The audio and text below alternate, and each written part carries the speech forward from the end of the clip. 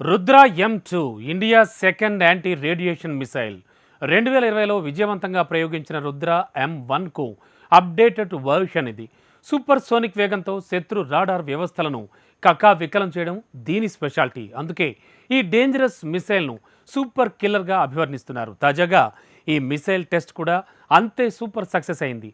అన్నీ అనుకున్నట్టుగా జరిగితే త్వరలోనే ఇండియన్ ఎయిర్ ఫోర్స్ అమ్ముల పొదిలో రుద్ర M2 మాన్స్టర్ మిసైల్ చేరిపోతుంది. అదే జరిగితే నిత్యం కవ్వింపులకు దిగే పాకిస్తాన్, చైనా దేశాలు మనతో పెట్టుకోవాలంటే కాస్త ఆలోచించుకోవాల్సిందే. ఇంతకు అసలేంటి రుద్ర M2 మిసైల్? శత్రు రాడార్ వ్యవస్థల్ని ఇది ఎలా ధ్వంసం చేస్తుంది? Let's watch. ఎయిర్ ఫోర్స్ అమ్ముల పొదిలోకి మరో డేంజరస్ మిసైల్. విజయవంతమైన రుద్ర M2 సూపర్ సోనిక్ క్షిపణి పరీక్ష. రుద్ర M2 క్షిపణిని సూపర్ కిల్లర్ గా ఎందుకంటున్నారు? ఇండియన్ ఎయిర్ ఫోర్స్ అమ్ముల పొదిలోకి మరో డేంజరస్ మిసైల్ వచ్చి చేరింది. Anti radiation missile Rudra M1 కు అప్డేటెడ్ వర్షన్ అయిన రుద్ర M2 ను DRDO విజయవంతంగా ప్రయోగించింది. ఈ క్షిపణి వ్యవస్థను రుద్రంగా కూడా పిలుస్తారు. తాజా ప్రయోగం విషయానికొస్తే సుఖోయ్ 30 ఫైటర్ జెట్ నుంచి రుద్ర M2 క్షిపణిని పరీక్షించారు. ఇది గాలి నుంచి ఉపరితలానికి ప్రయోగించే సూపర్ సోనిక్ క్షిపణి. ఈ డేంజరస్ మిసైల్ ని రష్యన్ KH-31 మిసైల్ తో పోలుస్తున్నారు. పరీక్ష సందర్భంగా క్షిపణి propulsion system, control and guidance system, electro optical system, radar telemetry స్టేషన్లను పరిశీలించారు. అనేక స్టేషన్లలో మోహరించిన రాడార్లతో విమాన డేటాను కలిపారు. శత్రు ఆస్తులు అంటే ఆయుధాలు, బంకర్లు, ఓడలు, విమానం, ఆర్డినెన్స్ డిపోలను నాశనం చేయగల క్షిపణి ఇది. రుద్ర M2 క్షిపణి వేగం 6791.4 కిలోమీటర్లు. దీని పొడవు 18 అడుగులు. ఇది దాదాపు 200 కిలోల బరువున్న వార్ హెడ్ ను మోస్తుంది. దానిలో ప్రీ ఫ్రాగ్మెంటెడ్ వార్ హెడ్ ను అమర్చారు. రుద్ర M2 పరిధి 350 కిలోమీటర్లు. ఇది గరిష్టంగా 3 నుంచి 15 కిలోమీటర్ల ఎత్తుకు చేరుకోగలదు. ఈ మిసైల్ ను మోస్ట్ డేంజరస్ గా మార్చింది దాని వేగమే. మాక్ 5.5 వేగంతో, అంటే ధ్వని కంటే 5 రెట్ల వేగంతో దూసుకు వెళుతుంది. రుద్ర M2 INS సత్రం మార్గదర్శక వ్యవస్థను కలిగి ఉంది. దీంతో పాటు పాసివ్ రాడార్ హోమింగ్ సిస్టమ్ ఉంది. దీని ఖచ్చితత్వం 5 మీటర్లు. అంటే క్షిపణి తన లక్ష్యానికి 5 మీటర్ల దూరంలో పడిపోయినా పూర్తిగా నాశనమైపోతుందన్నమాట. ప్రస్తుతం రుద్ర M2 ను Sukhoi 30 Mirage Jaguar fighter jet నుంచి మాత్రమే ప్రయోగించే అవకాశం ఉంది. భవిష్యత్తులో స్వదేశీ యుద్ధ విమానం తేజస్ తో పాటుగా AMCA, TED-BF ఫైటర్ జెట్లలో అమర్చాలని భారత్ యోచిస్తోంది.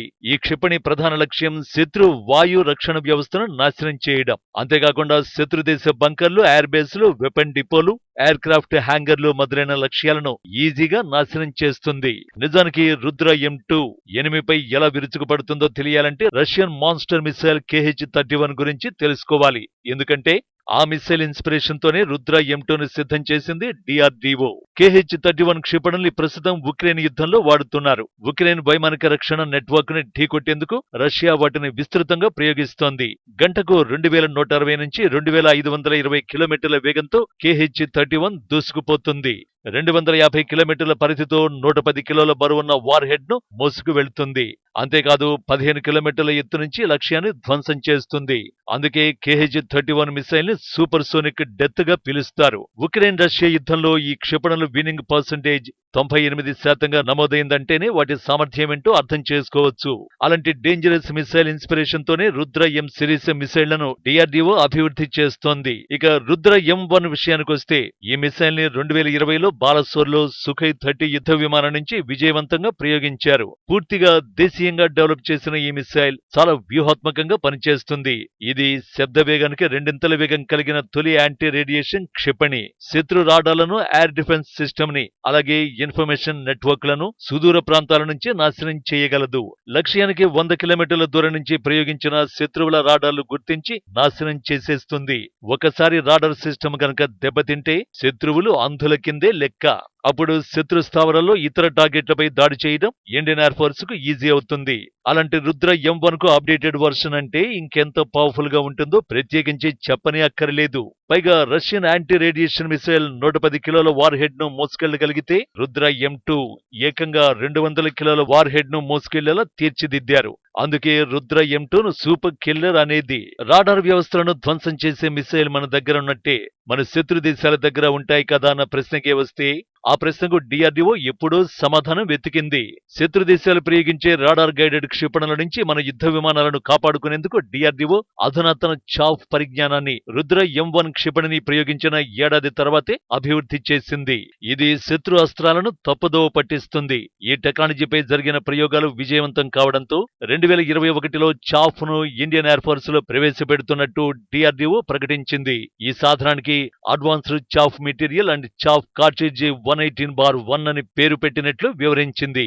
భారీ స్థాయిలో ఉత్పత్తి కోసం ఈ సాంకేతికతను పరిశ్రమలకు అందించినట్టు పేర్కొంది. దీన్ని జోధ్పూర్లోని డిఫెన్స్ ల్యాబ్, పూణేలోని హై ఎనర్జీ మెటీరియల్స్ రీసెర్చ్ ల్యాబ్లు అభివృద్ధి చేశాయి. ఆత్మనిర్భర్ భారత్ కింద ఇదో కీలక ముందడుగని రక్షణ మంత్రి రాజ్నాథ్ సింగ్ ప్రకటించారు. ఎలక్ట్రానిక్ యుద్ధ శకంలో శత్రు క్షిపణుల నుంచి యుద్ధ విమానాలు కాపాడుకోవడం సవాలుగా మారింది. ఈ క్రమంలోనే ఫైటర్ జెట్లను కాపాడుకునేందుకు కౌంటర్ మెజర్ డిస్పెన్సింగ్ సిస్టమ్ వినియోగిస్తున్నారు. ఇది రాడార్, రేడియో ఫ్రీక్వెన్సీ నుంచి యుద్ధ విమానాలను రక్షిస్తుంది. ఇందులో చాఫ్ వ్యవస్థ ఒక భాగం. చాఫ్ లో అల్యూమినియం లేదా జింక్ పూత కలిగిన ఫైబర్లు ఉంటాయి. వాటిని యుద్ధ విమానాల్లో కార్ట్రిడ్జ్ రూపంలో భద్రపరుస్తారు. రాడార్ గైడెడ్ క్షిపణుల నుంచి ముప్పు ఎదురైన పక్షంలో దీన్ని గాల్లోకి పైలట్ విడుదల చేస్తారు. ఫలితంగా అక్కడ చాఫ్ మేఘం ఏర్పడుతుంది. ఇందులోని పదార్థాలు రాడార్ తరంగాలను పరావర్తనం చెందిస్తాయి. దీనివల్ల శత్రు క్షిపణి గందరగోళానికి గురై దారి తప్పుతుంది. డిఆర్డీఓ అభివృద్ధి చేసిన చాఫ్ కార్ట్రిడ్జ్ తక్కువ పరిమాణంలో పదార్థంతో ఎక్కువ రక్షణ కల్పిస్తుంది. యుద్ధ నౌకల రక్షణకు చాఫ్ వ్యవస్థను మన దేశం అభివృద్ధి చేసింది. CMDS లో ఫ్లేర్ అనే మరో వ్యవస్థ కూడా ఉంటుంది. అది గాల్లో జ్వాలల్ని వెదజల్లుతుంది. శత్రు మిసైళ్లను ఈ వ్యవస్థలు దారి మళ్లిస్తాయి. మన దేశ రాడార్ వ్యవస్థల్ని కాపాడుకోవడంలో కూడా ఈ వ్యవస్థలే కీలక పాత్ర పోషిస్తాయి. ఏది ఏమైనా అరుణాచల్ ప్రదేశ్ లో చైనా, కశ్మీర్ లో పాకిస్తాన్ రెచ్చిపోతున్న వేళ Rudra M2 test super success కావడం ఇండియన్ ఎయిర్ ఫోర్స్ కు గుడ్ న్యూస్. ఇదే సమయంలో చైనా, పాకిస్తాన్లకు ఇది అతి పెద్ద బ్యాడ్ న్యూస్.